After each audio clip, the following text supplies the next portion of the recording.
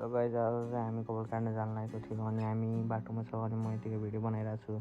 मतलब अब हामी कपाल काट्ने ठाउँमा पुग्यो अनि त्यहाँ यतिकै टर्न आएको थिएन, यतिकै बसिरहेको थियो हामी चाहिँ।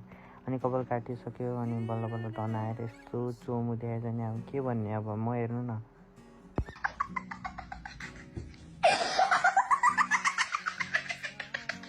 अब चाहिँ त्यसै काटेपछि हामी घर जाइँगा।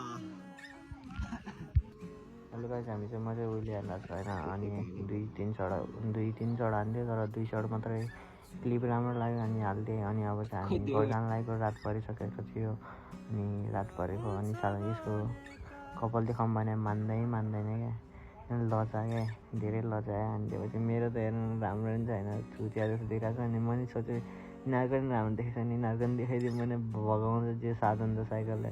अनि त्यसपछि त्यस्तै हो। अनि हामी यतिकै कुदायो अनि घर पुग्न त लाग्छ न, त्यो पनि अब बाई बाई गाइज।